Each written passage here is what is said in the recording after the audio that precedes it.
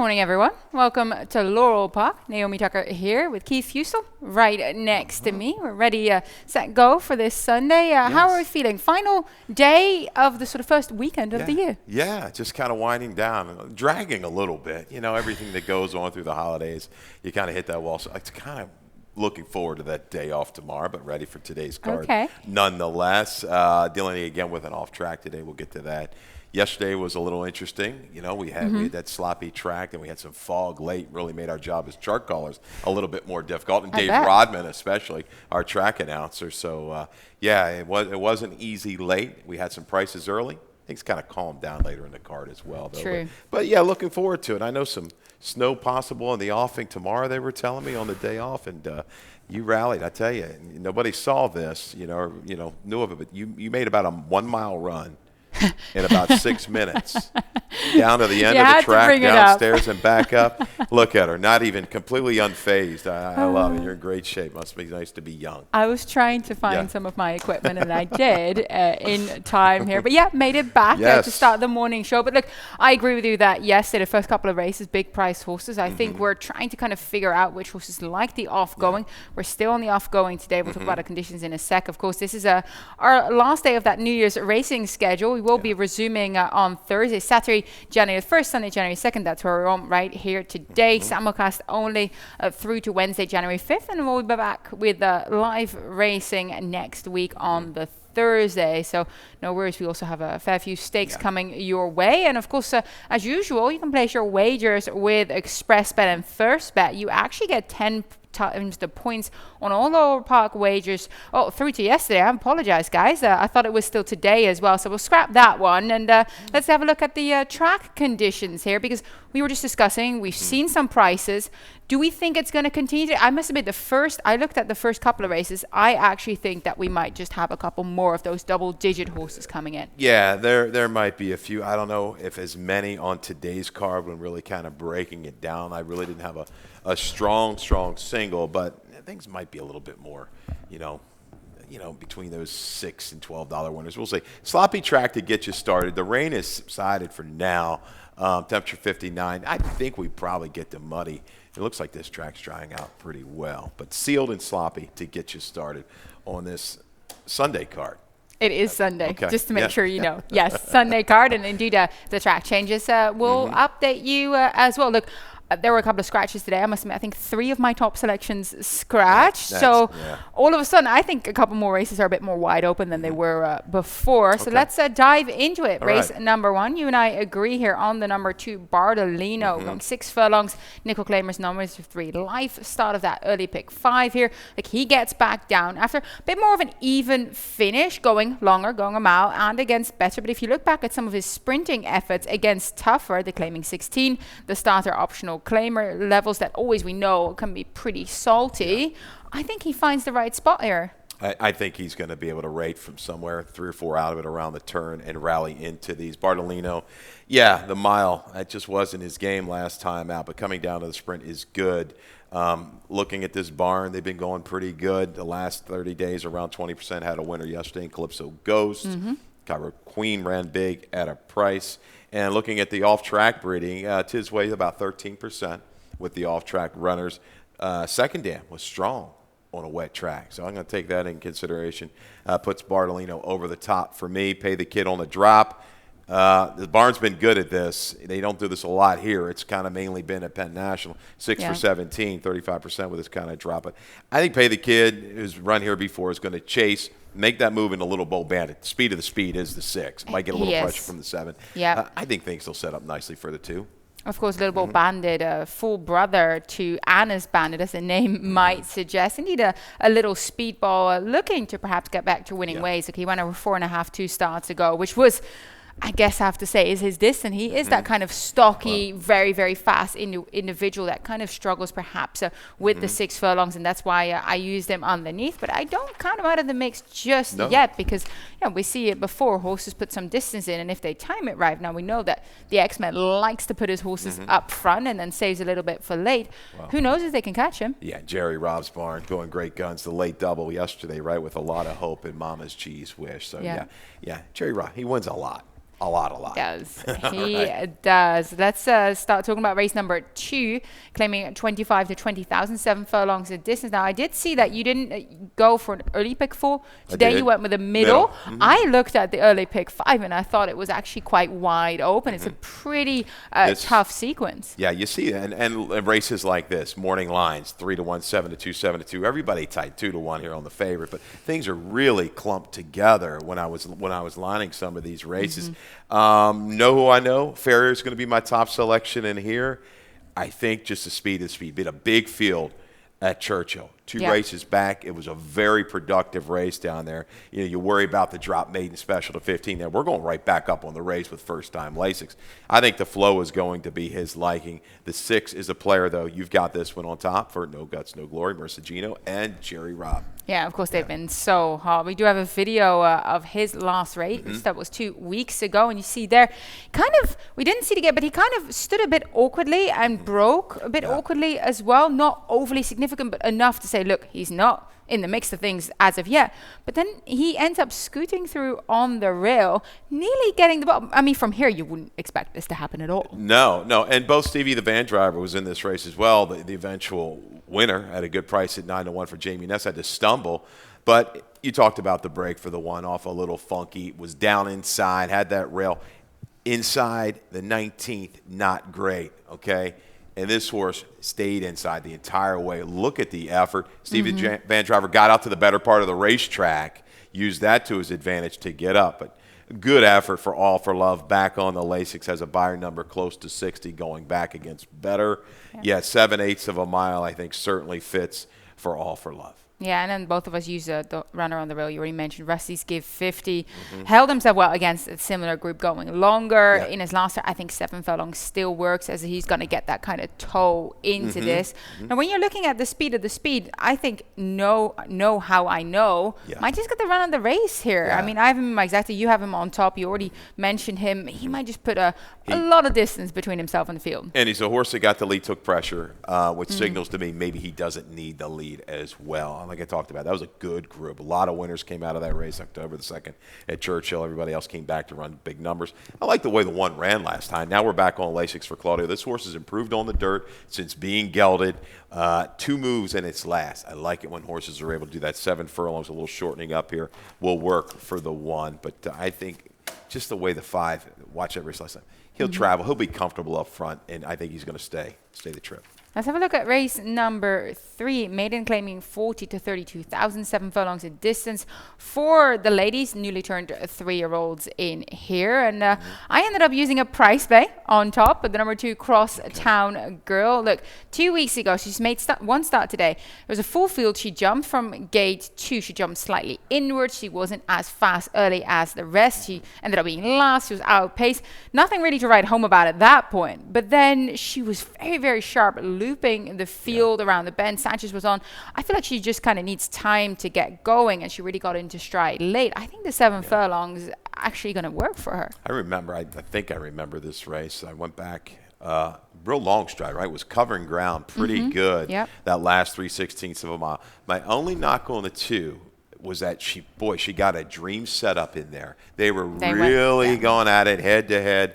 You know, okay flow. The track was a little bit heavier that particular day, but it was demanding for those front runners. And this horse, but this did close in well and does protect today. Lady Zeta, top selection for me. Took some play at Timonium, tough trip, then a big effort. Did ride the wave of the racetrack behind Cliff to confirm next out winner. We're going to show this, thanks guys, on September the 18th. Was towards the inside. Speed was pretty good this particular day, but game to the wire is Lady Zeta trying to dig in. Can't quite do it. Now they've saved this horse. This horse comes back fresh, Lasix speed, outside draw. Again, kind of like the 5. Flow should be comfortable. Off track, obviously, mid-shipment, we know. We see those runners can handle and off track. And Isabel's Glory, you've got this one. We've got the same 4. I think this horse is going to run well, make a run into it. Had no real flow last time, Naomi, to close into. Yeah. She wasn't able to kind of convert her try 2 starts ago, which was a really good close over that 1-turn mile. But we know we kind of have time, and she got a better setup that day. So I feel like if they move forward here a little bit more, Isabella Glory might just get it. But she, to me, is a little little bit pace dependent. Yes, so I use her underneath because of that. Race number 4. Well, this time around, we know that race number 4, we have the Rainbow Pick 6. But Keith, we also have your middle pick 4 ticket starting here. Little bit middle pick 4 ticket. That's tough to say. But yeah, it's fairly cheap. We got to get one of these. A little bit of a lull right now, but we're not betting a ton. So you got to be along for the ride. I tell everybody, well, Keith, you didn't do this, you didn't do that. This is a marathon. This isn't a sprint. We chip away, and then we hopefully strike. So 2-5. 2 is going to be your price play. Hetty G, Sierra Leona, the one to beat. A couple scratches in race 4. Take out the 6, Intoxicologist, and the 7, Reina La Kelsey. Race 5, we go deep. 1, 2, 5, 9. Really good race. It's a little optional, kind of starter allowance. I like this race a lot. 1, 2, 5, 9 in there. Race 6 with the 1, 3, 7, and 8. Gifted Heart on and off track, which she likes. She's going to get pressure. They're going to be rolling up front. Maybe Olive Cat can grind it out in there. We come to a single. Marbella Nasty, holding very good form. There's my shot there. $16. I think the 6.5 will be fine for her. She's just, to me, especially last time, it was a better field, and she should be able to kind of stalk and pounce against this group. Oh, we wholeheartedly agree because I have her as my single, my late pick 4 as well. That's why I picked that sequence because I wanted to get that single in. I feel she's getting quite an easy field for her, enough flow to run into. I agree with you. This should be her race, and I singled it as well. Let's talk about race 4. Mile and an 8th, around 2 turns for Open Company Nickel Claimers ladies, and both you and I landed on the same runner in this spot, the number 5, Sierra Leone. You were saying she's the one to beat. She's been doing very well recently at this level. She's shown she can see out the mile 16 distance. I think the mile and 8 shouldn't be a problem. We know, with this kind of runners, you are looking for that horse that wants to go that little bit further than the others. She looks like she's raced herself back into shape. I think a lower 50 is going to be the number that wins it. I think she's steady with that. She was up close to an okay pace on a heavier track last time and just kept grinding and grinding. Arbutus will go. I think Hetty G's a little bit of a sneaky price play for me. This horse ran some okay races at Delaware. Laurel, but I think back to a bigger track outside of Charlestown. This horse can maybe stalk the pace of Arbutus, make a move into it. Samar Chanagan as a user as well. Sierra Leone, though, I think is the one to beat and should grind him down. I agree. I do find Samar Chanagan quite interesting in this spot because I think he might just be more suited. She might just be more suited, excuse me, to the 2-turn configuration in comparison to the 1-turn mile here. It takes a certain type of horse. She's done better around the 2 turns, kind of laying close to the pace, relaxing a little bit, and still being able to grind it out late. So I feel like Samar Chanagan, this is kind of the right move here for Ferris Allen. First off, the claim for him there.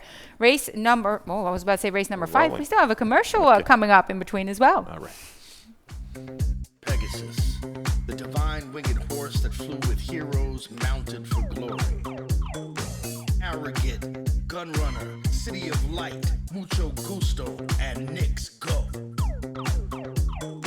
Racing, the thunder and the lightning on the track, energy in the stands. 5, fashion, entertainment, all for one. Look at that. Makes you really excited for Pegasus World Cup, doesn't it? Looks like all the beautiful people are there. That will leave me out of the Pegasus. No, that's good. Pretty good commercial look, there. if we get Life is Good and Knicks Go clashing, which is still on the cards, that is going to be some renewal before Knicks Go goes off to stud, of course, flying that Maryland bred flag. But let's talk about race number 5 in here. I was getting so excited to get to it. Optional claim and starter allowance. 6 furlongs the distance here. Do a video spotlight on your top pick, the number 5 Nash Vegas. Now, I must admit, I was quite close between the 5 and the 9 in here, kind of intertwined. But look, he was behind leaders, loomed large, switches to the outside, and then, well, fair bit of trouble there. Fix Me a Sandwich keeps coming out. Bull Shark in the center, the gray, taking perhaps the worst of it. He ends up getting checked back. But Nash Vegas also getting impeded by Fix Me a Sandwich, ends up in a DQ with Nash Vegas being declared the winner. Exactly. Gets floated out, bangs with that horse, goes on to his left lead, but still willingly to the wire. Was claimed out of that race off of Ferris Allen. Ran back a big race for Kieran, prompting the pace at 5.5. We're back out to 6. This horse is showing that it likes to track. I think this is a trip kind of a deal. Nash Vegas has enough speed to lay within range. I don't think he's quite as fast early as a couple of these, but showing that ability to run from just off of it there. I think the 6 furlongs is fine for him. Ferris knows the horse. I think he can make He wanted him back. Yeah, I think he can make a play from just off of it. Yeah, I very much liked him. I was quite close between Nash Vegas and Satchel the Richest for Andy Simoff. And Satchel the Richest he's got plenty of early clip, and he's done well against Simler, going for a second Laurel try after being claimed at Del Mar a few months back. I feel like he's just been very, very consistent and can possibly get the job done. Perfect word. Yeah, consistent. He's a horse you'll love to own. You've got Speightstown in the breeding, a wet track galore right there when you see that. The ability to sit just maybe outside, Stroll Smoking, maybe Bear Force One. These two are going to be going at it to get position early on. But, yeah, he's kind of been a gem of consistency, really. I mean, what's on the page? The worst he's been beaten is 5 and some change. Other than that, he's always right around. He's gonna make an impact. I mean, if this is in your sequence of exotic wagers, I would kind of key around those 2 horses. Look, Stroll Smoking, the number 2. He's not been the same horse as he was that 2 other than even a stakes runner at the time. But I do feel like he's kind of found his level again. He's in the right company here. He kind of will do his bidding, make a run. I like to use him sort of underneath for your place for your show. I'm not sure he's going to step up enough against some of these that might just show a bit more toughness at present. Yeah, he's still fighting. I mean, you got to give it to this guy. He would not be a surprise to me if he gets it done. Bear Force One down inside. I don't know if he's quite got the speed of the 2. So if he's able to come away cleanly, Stroll Smoking, he's going to battle you tooth and nail. Yeah, I do think Bear Force One. I'm a little bit off a layoff though, but we know that Claudio Gonzalez does put the work in. You see a very fast 48 flat work on the 26th of December at Pimlico. Bullet work that day. Clearly, the horse is doing very, very well. Track too, was he perfect? I think. Yeah, he is by bandbox out of successful Pio Mare, and I think he's 2 from 2 on the off going, which helps as well. We have seen horses that quite take to the off going have really put their best hoof forward over the last couple of days, as long as we've had this sloppy track. So definitely one to make a note, perhaps at the right price. Want to make a bit of a play on Bear Force One. Race number 6 is the start of our late pick 4. I picked this sequence based on the fact that I wanted to get a single in, and I was able to get one in race number 7 with Marvella Nasty. But I start 3 deep in here. You've seen the 1, the 7, and the 8. The 8 being my top selection. Proper Attire. She was faster than Princess Kokachin in that last race. We know Princess Kokachin went up and won the Politely Stakes, really taking it to Hella Beautiful on the day. So I think Proper Attire is very interesting in that spot, but do use the 1 and the 7 as little savers underneath. My best bet of the day, the number 4 in race number 7, Marvella Nasty. She just finds an easier, doable group.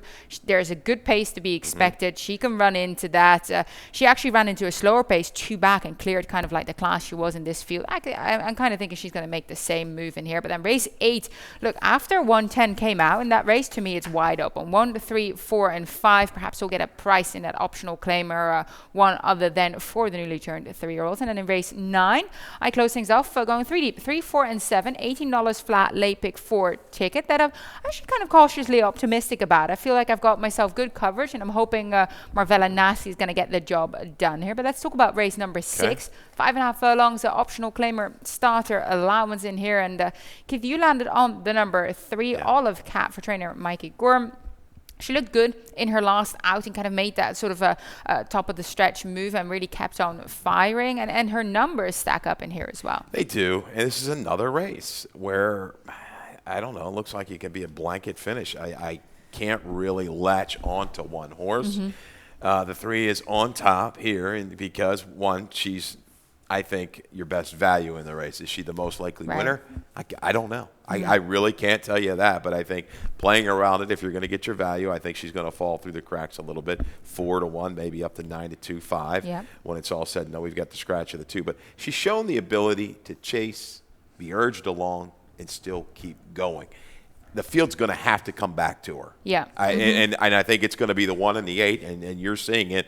Those 2 will be the ones that everybody is going after. Yeah, they're going to set the pace. I mean, Gifted Heart, I had her on top before, but I'm just not happy with that rail draw. She's got no option but to go and try and secure the best spot of the racetrack and just keep on firing. So I ended up using Proper Attire on the outside because, like I said, I thought she was faster than Princess Kokachin. Princess Kokachin came back to win the Politely Stakes. She was very, very good. And she's kept stakes company in the past, now returns to a more appropriate level. Second after a break for the John Saltzman barn. And that outside gate gate means that she can be the one applying pressure. She can kind of spy the speed on the inside if she can't go with it. So I kind of like her in this spot. And look, JD Acosta on board always gives me a bit of confidence too. This is a situation too where she might be able to make Gifted Heart uncomfortable. Kind of like Princess Coca-Chan, Hello Beautiful, with that kind of speed and the one down inside. So Gifted Heart might have the ability to just kind of rate back off of her end of the turn. You hope she doesn't have to check, but then maybe ease out and go around and come back with another rebid. But you talk about proper attire. Yeah, comes into this race with a bullet. Look at that stat, 31 to 60 days, 46%. That's for Salzman Jr. That's phenomenal. 484 ROI from a large sample of runners. Yeah.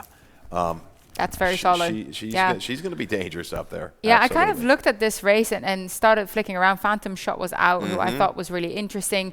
I like Olive Cat in here, but I actually placed Party at Pages just a touch before because she's going to come with a late try. Like you said, perhaps Olive Cat behind the runners. I think Party at Pages that kind of more deeper closer in case the pace really heats up and falls apart.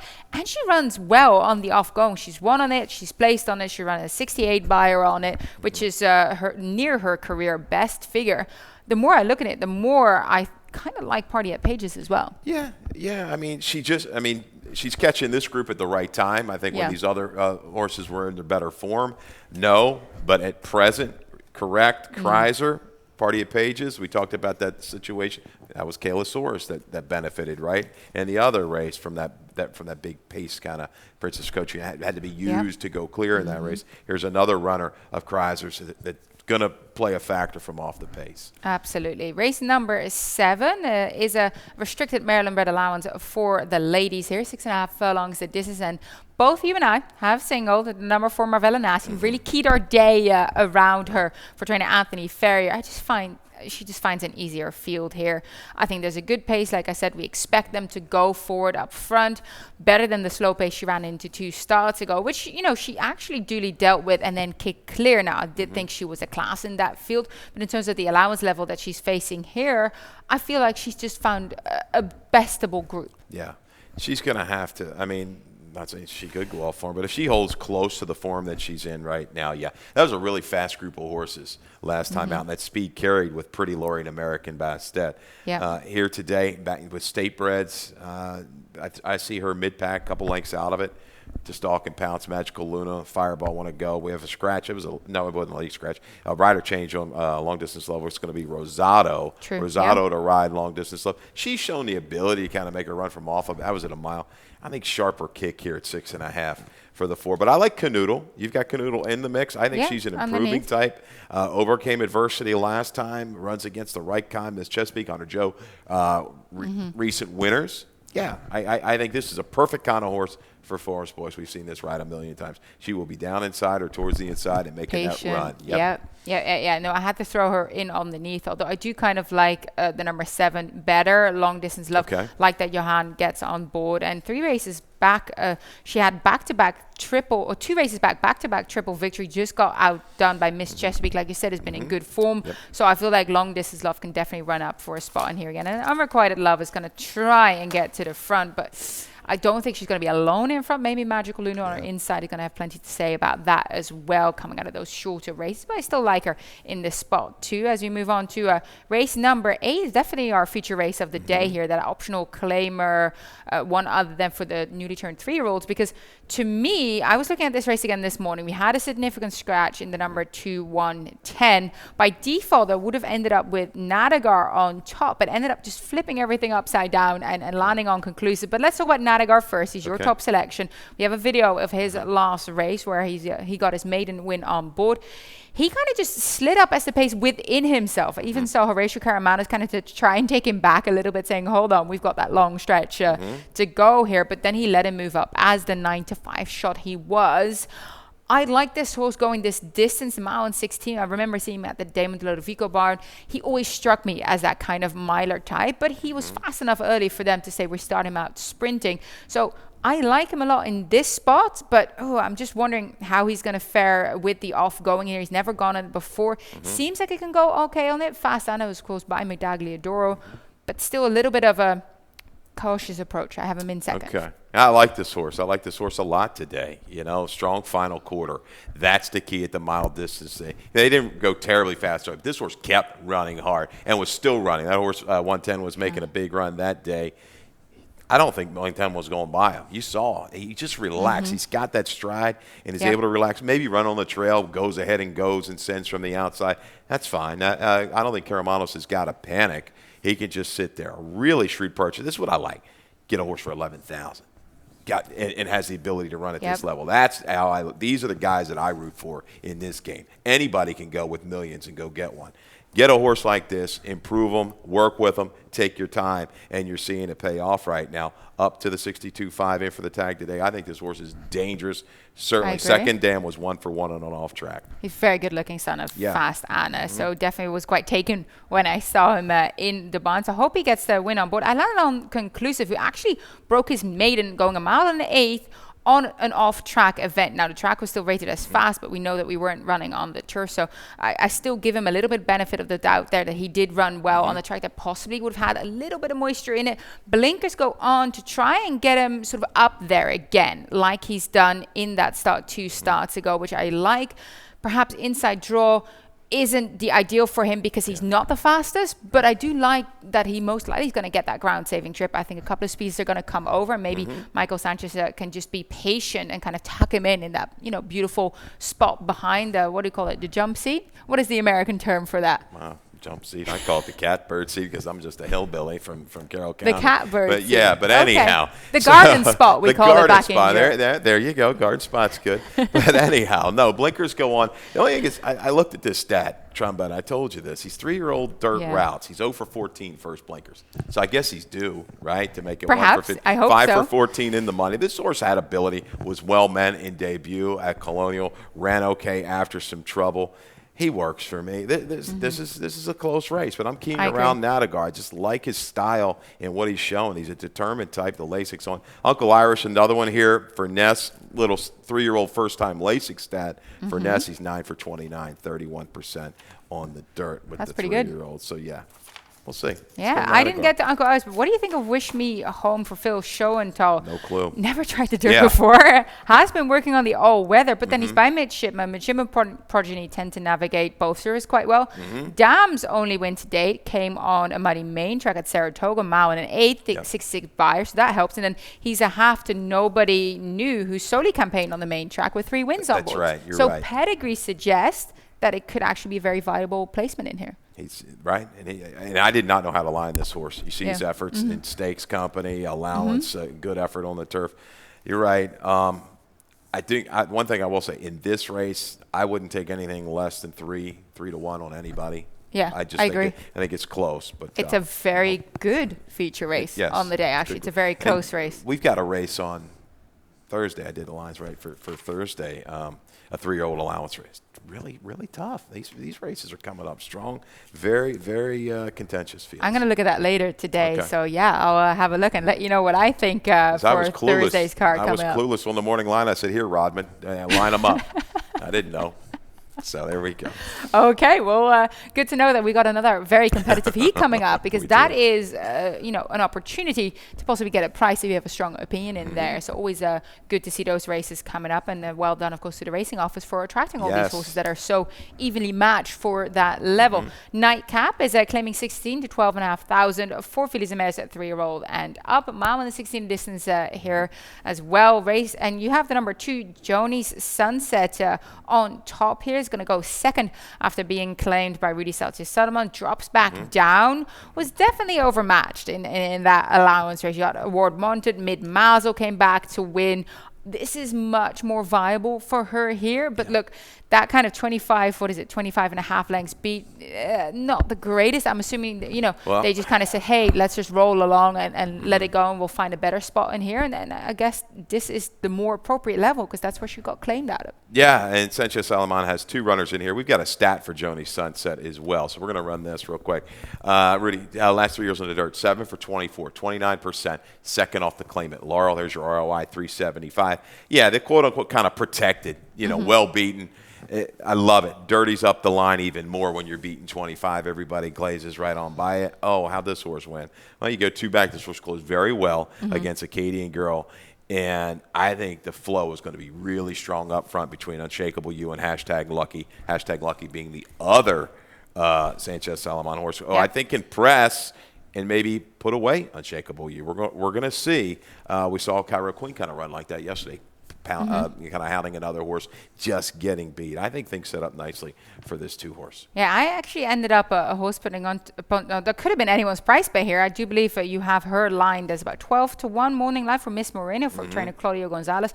Last time she went longer on the off track, she actually faded late going on that sloppy surface, but they were going pretty fast. A hot early midsection over that mile and an eighth. Had a break. This is going to be had a break before that. This is going to be your third start after the break. I like that they move her up, which is something you don't often see with Claudia unless they're confident. I'm taking note here. I'm hoping I'm right with the 12-1 shot on Miss Moreno. Yeah, maybe I have her lined a little too high. Right, she took a lot of play at after that Timonium race, the big win there, but it's still a little bit deeper waters for her. She's going to have to show the ability to make a run into it and just keep going. I think Imagine Victory, a horse who's run okay over this racetrack with the way things are going to go up front, has a chance to rally into it. So 2-7-6-1 for the nightcap. Absolutely. Let's see how today plays out. That will be the end of our morning show here. Keith will be back on Thursday again as well. Happy New Year again. Oh, Happy New Year to you. I hope everybody else, survived all through the holidays and are ready to move on to the new year and hopefully make some money here at the racetrack. And of course, New Year's resolutions are all still intact, I dare say. Well, I don't usually good luck with all those. Yeah, okay. I don't either, to be honest. But for all of the people that have got good New Year's resolutions, we'll add just to that. Hopefully, you'll make a fair bit of money with some fun here at the track too. Dave Rotman, of course, the voice of Maryland Racing, will be up next to run you through some of the scratches and changes for today's card. All right. Good luck.